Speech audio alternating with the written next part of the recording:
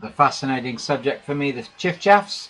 I won't even be able to squeeze into this short video tutorial all I want to say about Chiffchaffs. We look at two in the book particularly, well, three. Common Chiffchaff, Collibitter, the Abiatinus form we mentioned, which is a whole bag of worms, and we kind of make some comments there, and then the Siberian Chiffchaff, which is just a super bird to see. I love this photo of Roger Riddington's of a Siberian Chiffchaff. We even talk about some other Chiffchaffs that might even be new to science. We're still figuring that out. So have a look in the chapter. There's a few words on Siberian Chiffchaff. One of the easiest kind of features I find to see when you're watching a bird in the foliage, sometime up above you. This is a common Chiffchaff in the autumn. Is that you can see the bum end really easily. The yellow in a common Chiffchaff shows up here quite. Sometimes it's the easiest thing to see as they're flitting around to help you eliminate. And of course, if it's white there, you're in with a shout of something else. Here's another common Chiffchaff, but a slightly greyer bird. And again, it enters the debate about whether we get Scandinavian Chiffchaffs in Britain and what is a Scandinavian Chiffchaff.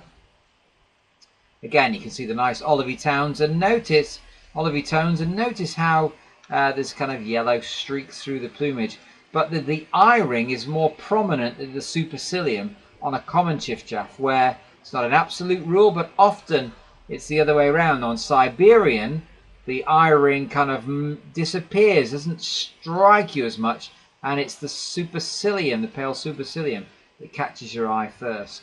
I suspect this bird that I photographed in Jerusalem is an Abiatinus Chiffchaff. That's where they migrate through. They take a strong southeasterly direction, and a number of the birds there had these very whitish underparts with grey and olive streaking through the upper parts. Really smart looking birds. But again, Abiatinus vary from birds that look just like the Collibitter to kind of striking birds like this.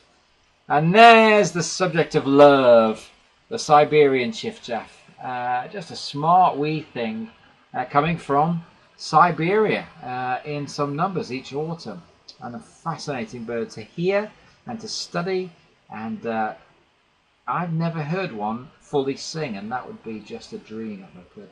Another bird I photographed in Shetland. This is a Siberian Chiffchaffs. Some of them have little tiny bits of yellow just above the eye, but it doesn't take away from the fact that they've got these tobacco-y coloured ear coverts, and they tend to look very white underneath as well.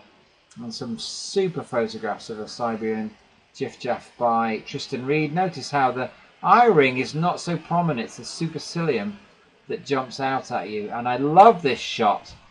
Again, see Ray's illustrations in the book, but check out the colour of these ear coverts. Siberian Chiffchaff. Might not be a rare and national level rarity, but I just love seeing them and finding them every year. Hope you enjoy them too. Good luck this autumn.